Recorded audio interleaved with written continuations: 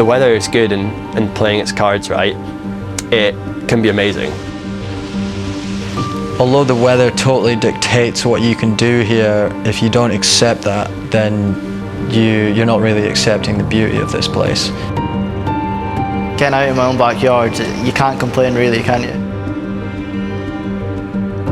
To be a skier from Scotland, you've got to be an optimist.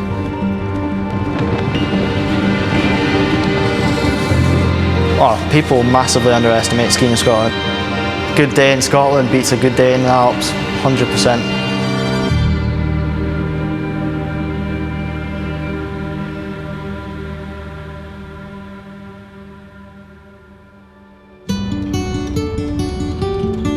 I'm an electronics engineer in the REME, which is the Royal Electrical Mechanical Engineers.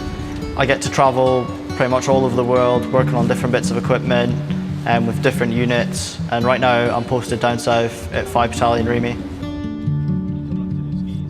In the winter time, I'm lucky enough to be in the British Army ski team and in the REME ski team. So from about November through till February time, I'm usually on the slopes, racing and training. This year is massively different. Everything has been cancelled with British Army snowsports. So unfortunately, my season this year will be working still down with the Army, but hopefully I'll get some time off at weekends and take some leave and I can come up and ski here with the guys. My grandfather built the first chairlift at Glenshee Ski Centre and some of the first lifts. And then my dad has always been part of Glenshee as well. He's just come back here and he's working full-time as managing director at Glenshee Ski Centre. I live in Braemar, which is just 9 miles down the road here, and that is where my son Finlay was brought up. He was started on skis when he was about 3, pretty much when he could walk. He didn't have an option.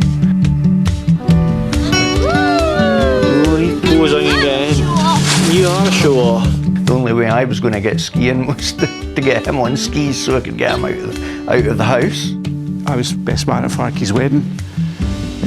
So Farkey was my best pal, and that's how I know Finlay, because he's Farkey's son, young Farkey.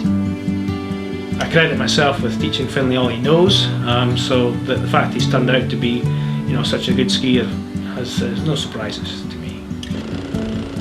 When I come back here to Glenshee, I always try and help out as much as I can, because I get the skiing for free, so the least I can do is shovel a bit of snow.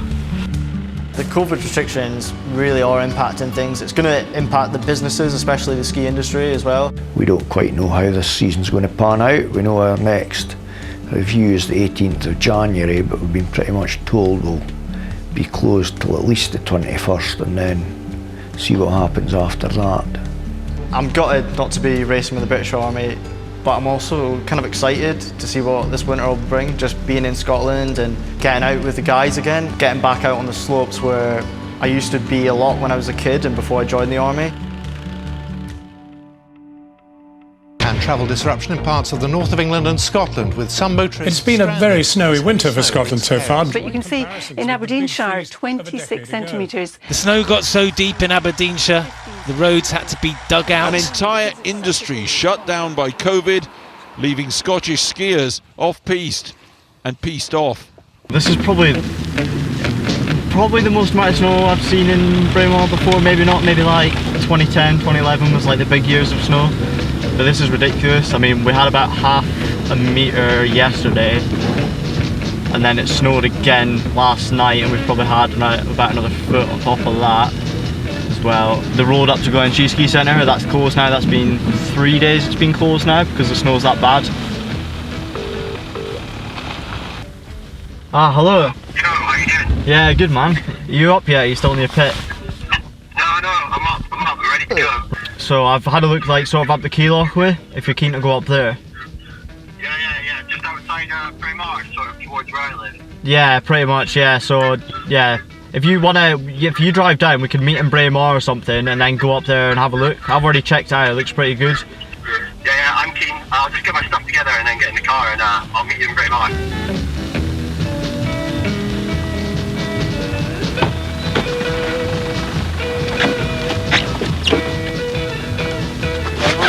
Yeah, not bad. How you doing? Yeah, good, yeah. Alright, isn't it? I live in a Boyne, Aberdeenshire, about 30 miles west of Aberdeen. Went to school here, went to uni in Edinburgh, and then ended up back here again now. I've always been into outdoors. Skateboarded for years. I used to skate up and down the street outside my house like every single day, every night of the week when I could. So then I moved on to snowboarding as well. We are northeastern Scotland. We get a bit of snow every year, but I've lived here for 24 years, give or take, and I don't remember seeing snow this deep in probably ever. Maybe when I was younger, but I was so small it probably wasn't as deep as I thought it was. So we're getting ready to go and ride some trees in the local area that I've never thought I would ever get a chance to do, so I'm pretty excited about it. Yeah, we're gonna go and try and get some.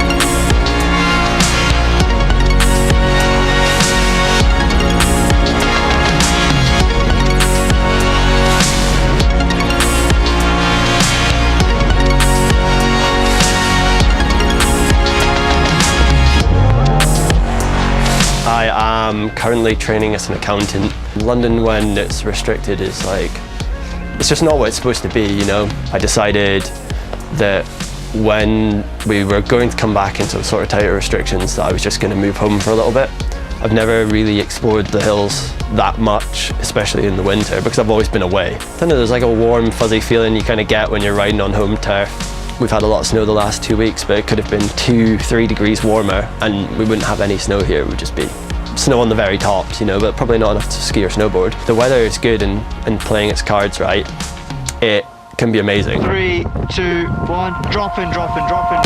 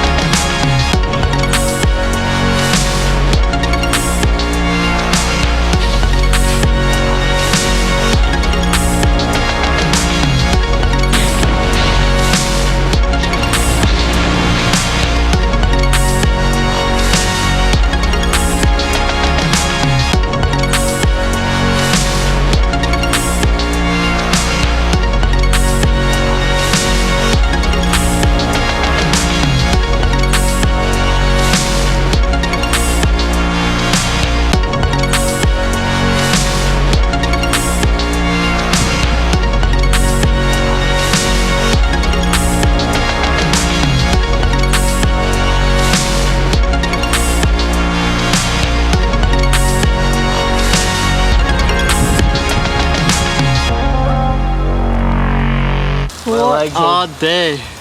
I've never ridden snow like that in Scotland. So deep, in places like up to my waist. Gonna sleep well tonight though.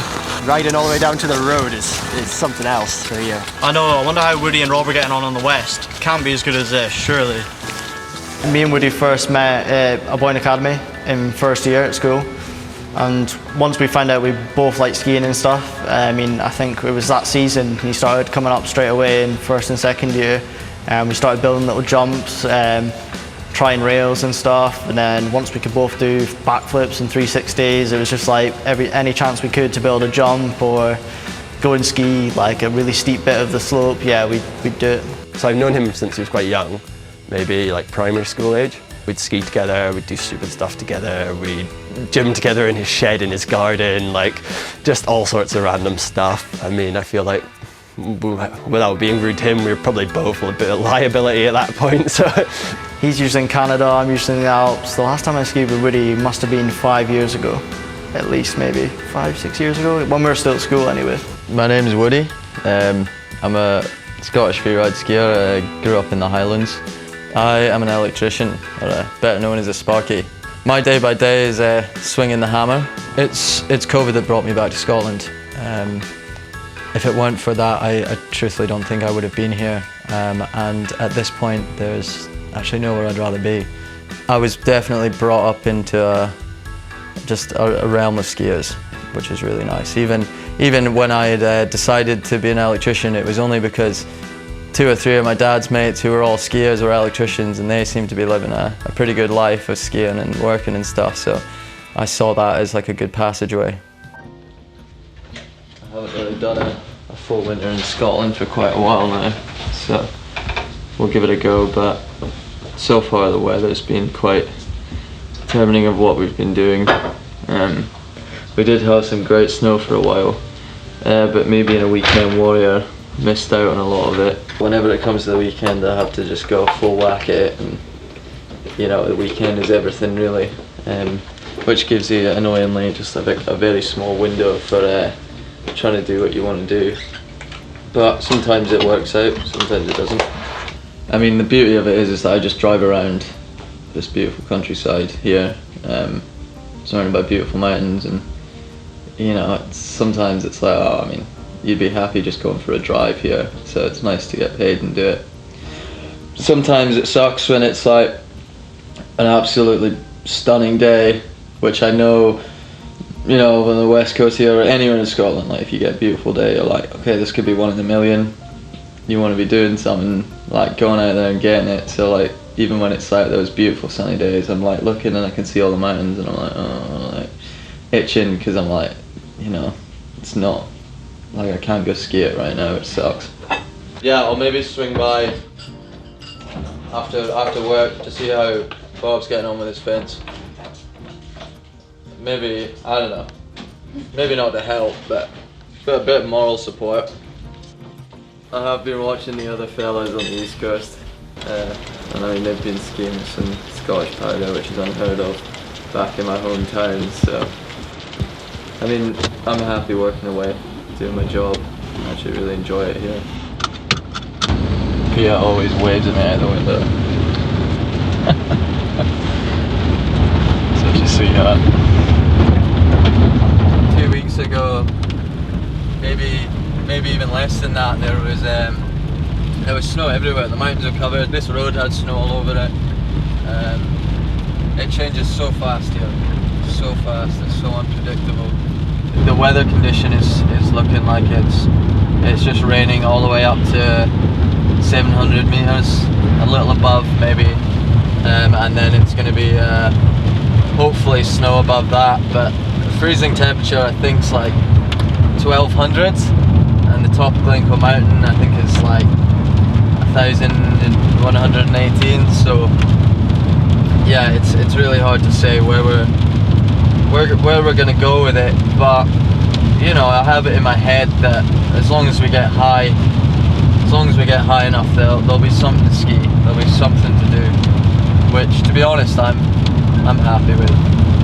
Me and Bob will always kind of loosely say, well, if it's good, then we'll do this, and pretty much every time when it comes to it, you're pretty much the day before, if not the morning of, having to completely change your plan.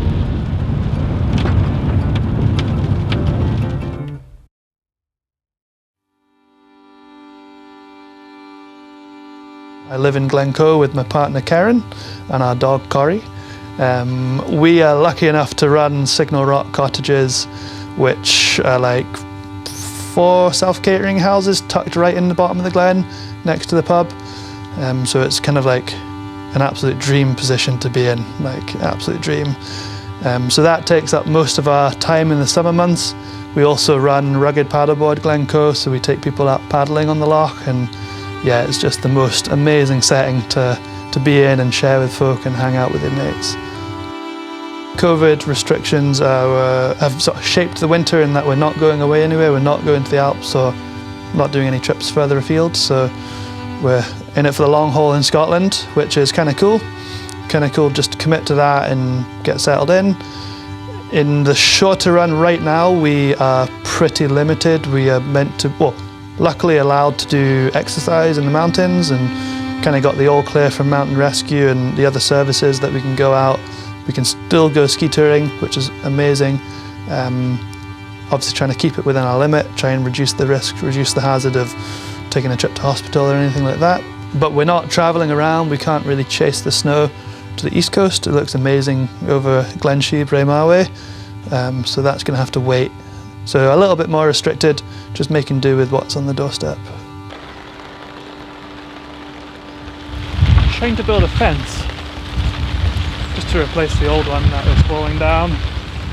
So I've been at it all week in the rain, and it's been a very wet week. But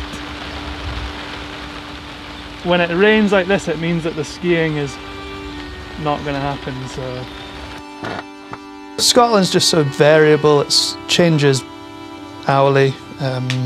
You can get massive amounts of snowfall, massive amounts of wind, so you get all sorts of conditions, big fluctuation in temperature which can help you, can also cause some big instabilities. So Scotland's really a wild card. Every winter it feels different, the snowfall's different, it builds up different, there's different hazards. This winter's been a bit of a quiet one in terms of who we're riding with and skiing with, which is also nice, kind of meeting more local people on the west coast. But certainly missing all the friends out east and sort of from down south. There's a lot of folk you normally ride with who you're sort of not seeing for a few months. Back home where I grew up in Braemar, and D-Side's had like the best snow basically I've ever seen there. So from watching it from over here, it's pretty cool to see the boys out there shredding it. A little bit jealous, but you can't complain. A week ago it was still quite good snow, and then last weekend it just went up to like 9-10 degrees down here, and it's been raining quite heavily. I think the snow line's dropped again today, but it'll probably go back up again tomorrow. So kind of quite classic West Coast winter weather, freeze thaw conditions. I mean, generally always going into hills with like a partner. Often I go in with Karen, and it's been pretty fun to see her over the last 5-6 years go from basically learning to ski in New Zealand through to coming out on these big days in Scotland, and that's really satisfying to share that with someone close to you and someone you trust. We've been together about 6 years, I think.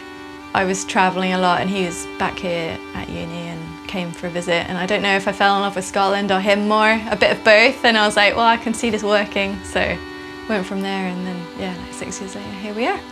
He's lives for the outdoors, really. If he's ever quiet in the house, I know that he's either checking the weather or just like scrolling maps for, I don't even know. I'm like, where are you now? And he could just literally be anywhere in the world on Google Earth or on an OS map or whatever it is. And he's just constantly got like this master plan, I think. Or just like a million plans, like A's, B's and C's and D's, like what he could do tomorrow in the outdoors. He surprised me with how creative he is when I see him ski. Yeah, he just sees things that I don't see. And he actually has taught me to see the mountain in more of a creative way. The weather is real make or break in Scotland, and it's often a fine line. I think Woody will be keen to go ski. Every weekend we get the skis on and go and slide on something, but it's the usual sort of weekend curse where Friday comes and the wind and the rain pick up. So I don't think Woody's had the best sort of run of it. My motivation levels are pretty low, but I'll never leave him hanging. You can't leave him hanging. These weekend warriors. Look at the nick at you, boy. so to the bone. Brilliant, mate. Dripping. You look like you've been busy though. Here, I've got some waterproof trousers if you want, or is it a bit late for that? Too late for that. Yeah. If you look really closely, you can actually see some snow. Yeah. It's just a bit of it. Looks white up there, doesn't it? Yeah, that's all we need. Yeah. even if we just give it a go, like even if it. Well, see what the weather does, and then. But I think we have to give it a go. We have to give it a go. It's the weekend. If it means, and I'm a weekend warrior. If it means putting walking boots on and walking up, I'll do it. And if all else fails, we'll come and do Bob's fence.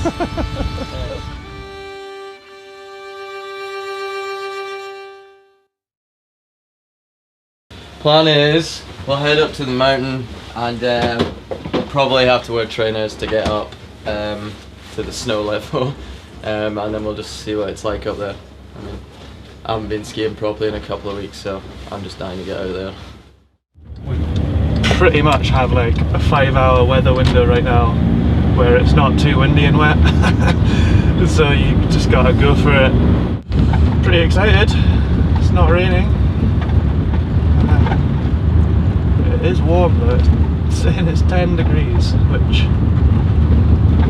isn't what you want in the middle of February, but it's pretty normal. What we'll do is we'll just follow like the cataract that basically goes all the way up to avoid like walking up through the bog and get to like top of the chair and hopefully find the snow. So the first like half an hour is always the hardest bit of the day. Like no matter what the weather, it's even if the day is properly minging, the first half an hour you'll get soaked, and then once you're soaked you forget about it. It's just the process of like beginning the day is quite difficult. Today we got my best buddy Struan, and then we've also got Robert Kingsland.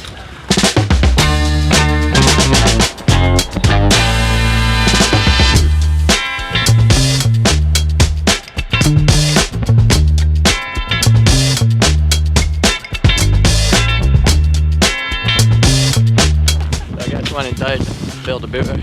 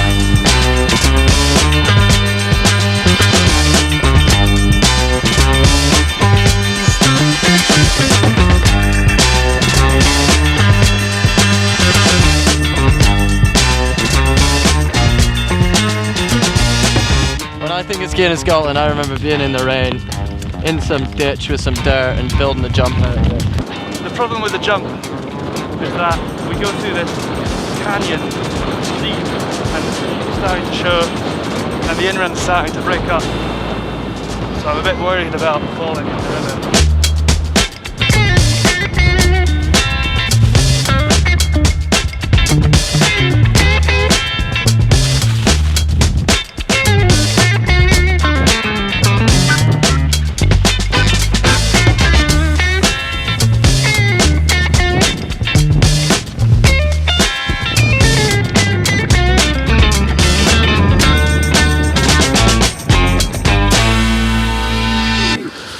You always hope if you're skiing that you get that 30-second run which makes it all worth it, but some days it's just brutal from start to finish, but those are the days often you kind of remember as well. Well, today we took the sourest lemons in life and turned it into lemonade, I reckon. So, well, I think we've had a pretty good day and now we'll just make our way back down the hill, maybe find some stuff on the way. I think we're going to be jumping between snow patches, but I mean there's a lot of fun that can be had with that.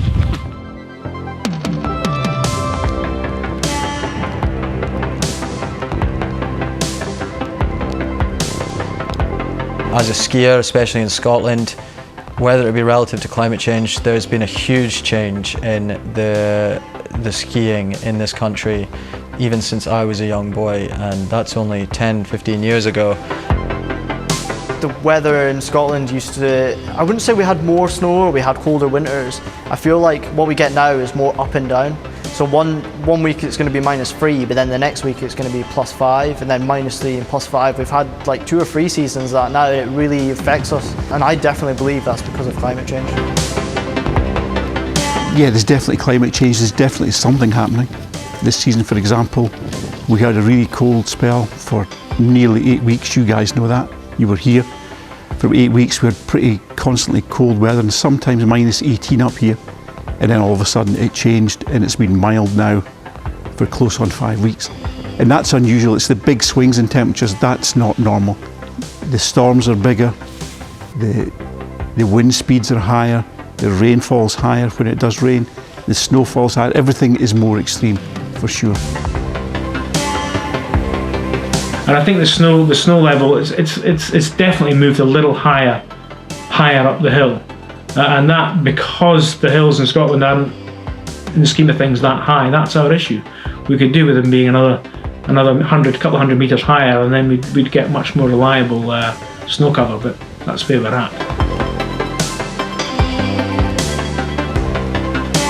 The seasons are always going to be variable. And whether it's 1 in 10 we get a really good one, or whether it's 1 in 10 we get a really bad one, I think it's probably 6-4 now, probably bad.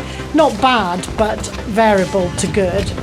The way my dad described Scottish skiing, he would talk about times when they'd be driving up to the hill and the snow would be higher than Land Rovers, and there'd be deer running and jumping over the top of them, and stags and everything. You know, the road's there and you've got these huge walls up the side.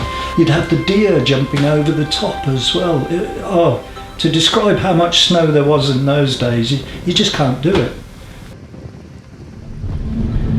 So things are changing in Scotland, but they're changing everywhere. And we in Scotland are learning to deal with having snow, then no snow, and then snow again. Within a winter, we'll see several winters, if that makes sense. So I work for the Scottish Avalanche Information Service. And we have 6 areas in Scotland. And South Cairngorms we're currently in, and that's my patch, along with Sam, my wife, who's also a senior forecaster with the service. So on a daily basis, one of us goes out onto the hill, or sometimes 2 of us if the weather's bad, and we go up to the snow and we have a look at the snow and have a look at the stability of it. And based on the actual hands-on experience, we can tell how unstable that snow is. We can tell people where it is good to go and where it's not good to go, and we give them a heads up, and based on that, and their own experience, they can pick the best day out. Like, there's nobody in the world who'll say they'll know everything yet. We're still trying to figure some stuff out. The mechanics of snow are just incredibly complicated, and I will never fully understand it all, but I've got quite a good grasp on what works as a mountaineer and a skier. So, but still a long way to go, I feel.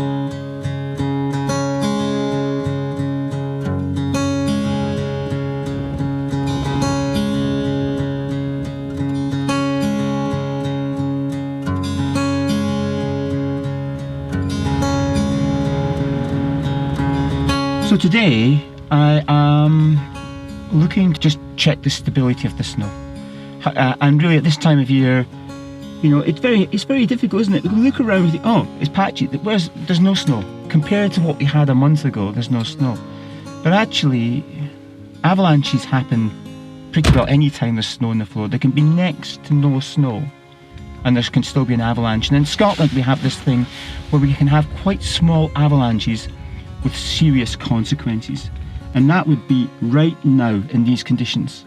What we've got is we've got some soft snow lying on top of some hard snow, and then this hard snow is patchy. So I could potentially be knocked off my feet by a size 1 avalanche, the smallest avalanche you could get, and before I know it, I'm rattling down this really hard snow and then hitting the rocks. And actually most avalanche victims in Scotland die from trauma.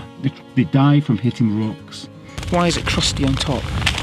Is this crust, does it help stability or hinder it?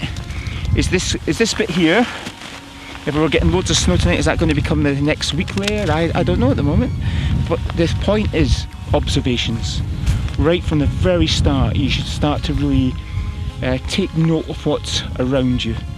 Good, bad and ugly. And just that's what I'm doing today, is really just building a picture of what is happening and what could happen given forecasts over the next couple of days.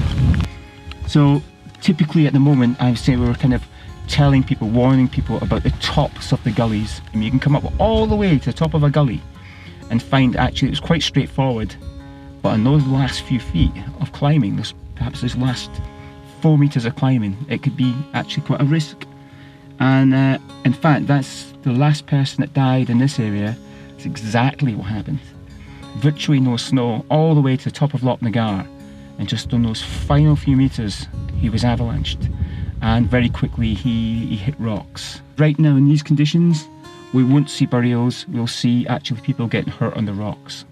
Our little weather station, which is just opposite us, that's at 930 metres, and this year I've recorded winds at the neck end of 100 miles an hour several times. The wind is probably one of the main factors, in fact, if not the biggest. Once there's snow on the floor, the wind can be moved around if it hasn't consolidated. So this stuff we're working on now will not ever move. It's only going to be here until it basically kind of thaws away. Eventually it'll just go. But the wind, any loose stuff, the wind will move it. And then so one day you might have an east aspect that's got lots of this stuff on, super strong storm force winds. Within 24 hours, it's all blown off this easty onto maybe the wests. So suddenly the wests have got all the trouble, and that's where the avalanche service comes in. We're good at telling people where the snow is moving, really. People who can actually understand our forecasts, people who have taken the time to learn, it's showing that round the world, if you have read and understand an avalanche forecast, you are less likely to be avalanched. In a normal year, we'd expect to hear about a few more people being hurt, and every single winter there are fatalities in the mountains, except for this year. So in some ways, I suppose it's a good thing. We've had COVID has obviously taken a lot of lives, but in our world, in our community, we've not really seen much happen. So it's been a little bit different this year. Throughout the last year, you know, the restrictions, we were into lockdown, we're out of lockdown, there's more restrictions. I know England's back into lockdown, Scotland's in and out of tiers, or some tier here, you know, it's changing every day, every week. It's really changed the way you live your everyday life, really. And it's definitely made living in some places way more difficult. Like if you live in a city or a town, with all these restrictions, it really limits like what you can do. Whereas up here, with the restrictions, it in a sense isn't as limiting. Goggles, skins, food, and most importantly for the boys, some squash. We're just away to go up Loch Nagar. We're just getting all our kit out, gonna wait for Joe, and then head up there. So got a long day pretty much for probably a 2-minute ride down, I would say. So yeah, it's a long day. It's gone from all time to clutching at straws to get some riding in, you know. In February we were riding really deep powder, softest, lightest powder probably ever ridden in Scotland, and that was 4 weeks ago maybe. And now, what are we? Middle of March, and it's like the tail end of the winter. It just shows how fast it can change and melt. So you have to really work for it. 8 to 10k maybe, I think, with quite a lot of elevation gain there as well. So I'll put the skis on the bag, boots on the skis, so I've got quite a bit of weight I'm carrying there as well. So I'm definitely going to be needing a sandwich at the top before I drop in. I really like this area, it's really nice. Park at the car park, through the trees, and then along the side of Loch Mick, up through the forest, which kind of reminds me of like Scandinavia, like Finland, like nice dispersed trees and really green. And then it opens up onto a gravel track up to the saddle, it's about, I think it was probably about 8-9k on my watch. So I'm excited to see what it looks like. We've lost a lot of snow. The temperature's warmed up for like 10 days and a lot melted. It's a bit of a slog, but just chatting away, so it kind of passed quite quickly. Once you get to the saddle, then you've got another couple of kilometers from there. It's a bit misleading, but yeah, it's good.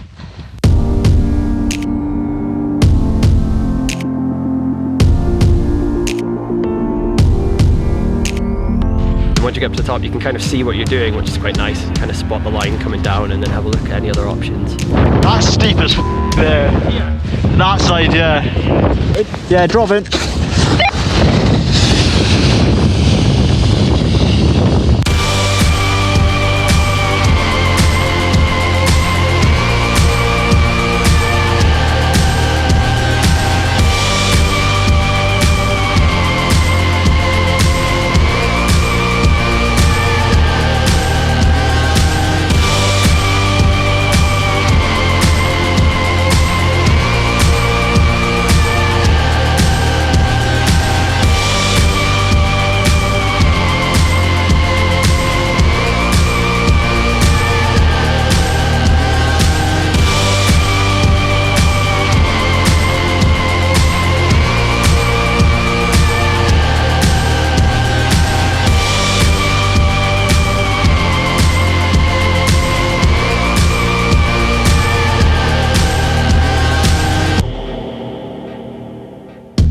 I've not been here since I think 2015 I did it with Robert, something like that. It's like 6 years ago, so it's definitely good to get back. The hype was pretty good at the top, and it was nice just to drop in and cruise all the way down in one line as well, rather than stopping and waiting, so it's nice and smooth. Finn hadn't ridden it before, so he was pretty excited about it. Yeah, okay, dropping in 10.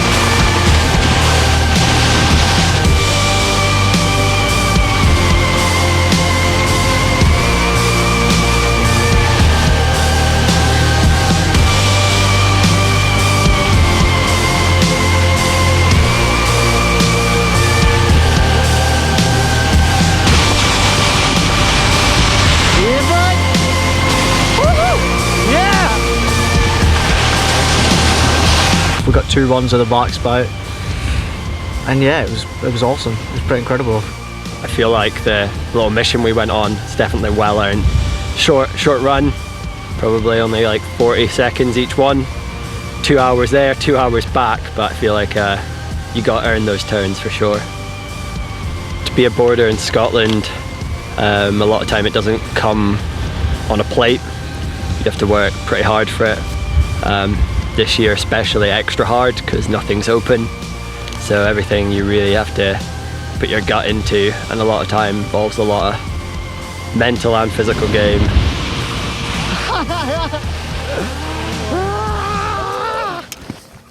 People who ride here, they're a different breed of people.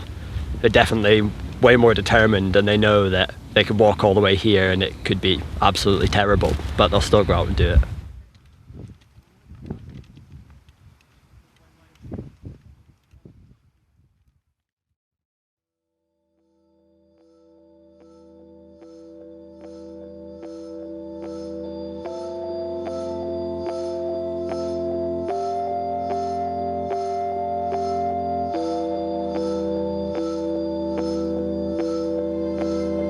So the last time we were up here as a team, or like skiing together and filming, was super wet. It was a classic West Coast midwinter's day with rain and a little bit of snow up top, but mostly super wet. And all of the time on those days you're really dreaming about days like this, where it's sunny and warm and perfect spring snow. It's Easter weekend, which kind of like just came as a bit of a surprise me, which is nice. We've got like a 4-day weekend, so it's given us this like much bigger window of opportunity to get out there. We have got like a little bit of a colder temperature this morning, so we're just hoping that the sun warms the snow up a bit. But either way, it's gonna be awesome. Every year you normally get like a few months of pretty wet, windy, wild weather with the snow building up high, and then you just have to wait for these days. Often they come in April, sometimes even into May. You get these beautiful crisp mornings, not a cloud in the sky right now, and you can see the peaks up behind us. The snow's still up there, and it's just perfect for shredding. It's nice and safe and stable. And unless you had like time off all through the week, it was really hard to get out there and catch the best days. They were quite slim, but now that we're coming into spring, the consistency is always there, so we're able to get out pretty much every weekend when we want to. Even though you have to boot pack and walk pretty far in, it's still quite a nice aspect to it. Like, you can climb a huge vertical, get up to 1,000 meters in a couple of hours, and gain a lot of elevation. So from the car, it's going to be about 2 hours to the summit if we're moving well. Head down into the glen, across the bridge, and then it's a really well-made path, lots of steps, just straight up the mountain, so really quick and efficient. A couple of fun little scrambly bits, a little death slide not to slip down into the river, and then once you get into the bowl, then you're in the sun and you can see all the lines that you want to ski, so it gets pretty exciting once you're up at the snow line. Round off the summit, you see where the narrow cut through is? You go that way. Follow it, and then take that kind of like fall line down the left. Swoop down, and then maybe just that last, see where there's potential just to drop that last little bit of rock. Yeah. I think you're gonna have to come to a stop real sharp after, because there's a break in there's a rock band you have to step across. When you come down to this point here, yeah. Where it goes behind this rock. Yeah, just behind the rock. There's like a wee gully bit as well. I've been finding my feet here all winter, and I'm starting to really get like a grasp of what it is to ski here. I'm starting to really enjoy the adventure part of it, where you've got a fairly big climb and walk up, and it's not all just hopping on a chairlift and skiing. Like, I'm starting to enjoy all aspects now. Bob's shown me some really cool places, and you get days like today where the sun comes out and it softens up the snow a little bit.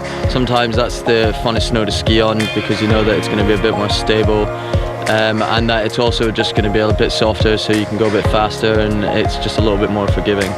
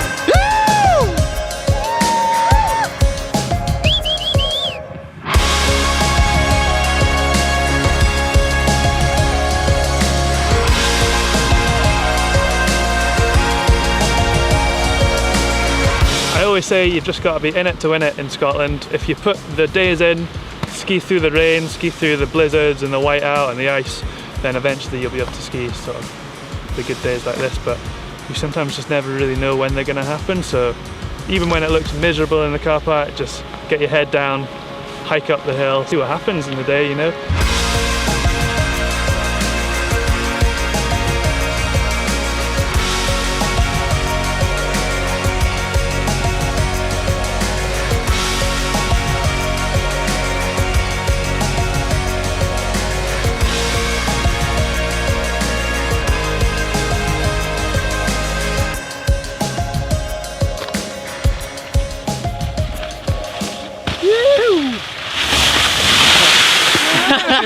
Oh man, I had such an ordeal there.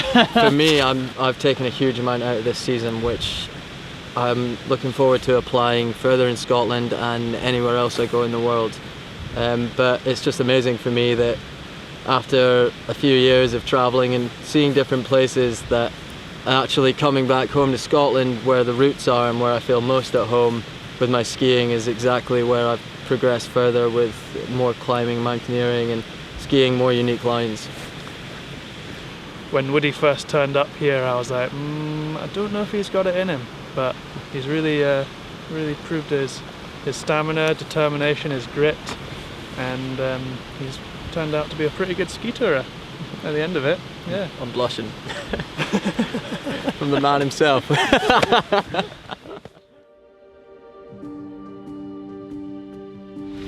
A lot of people, a lot of my friends down in London have had a very different experience over the last 3 months.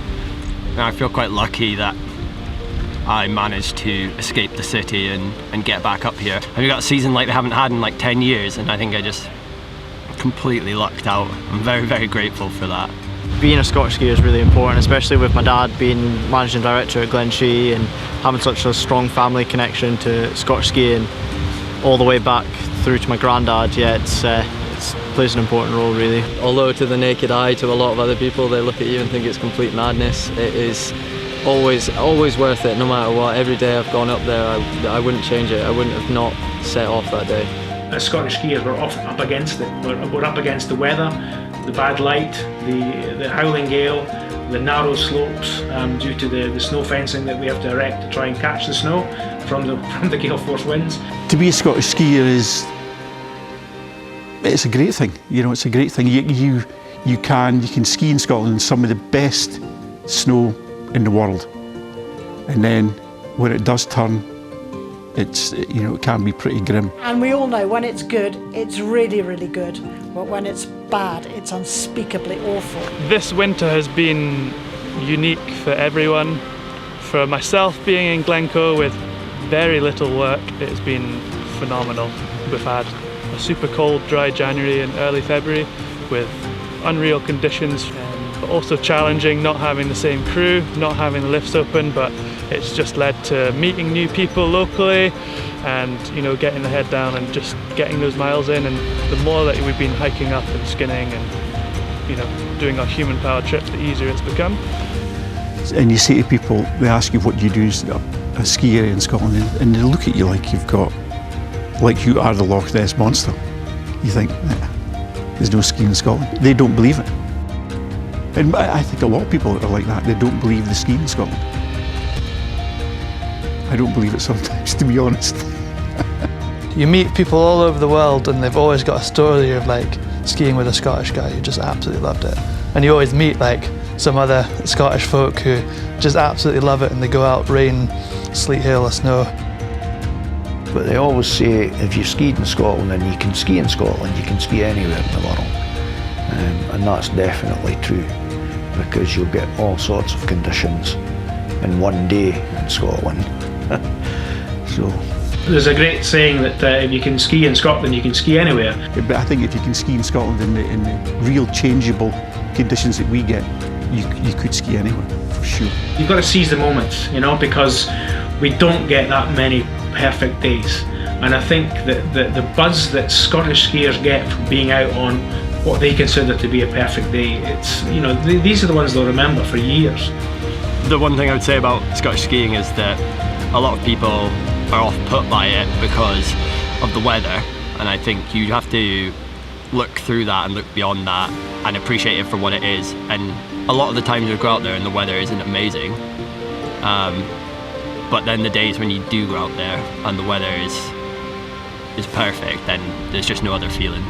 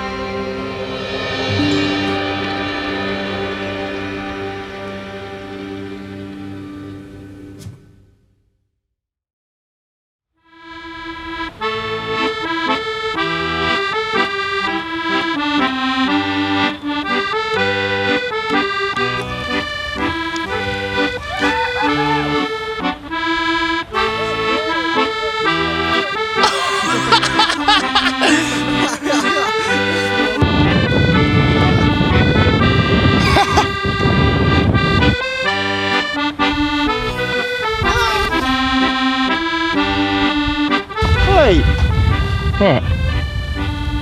Give me some privacy. Right to roam, mate. We're in Scotland.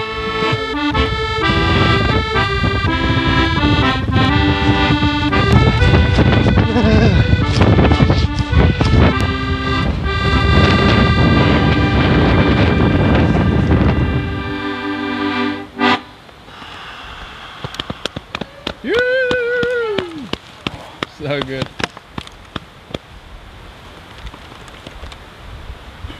Cheers. Perfect, man. Thank you so much. Epic.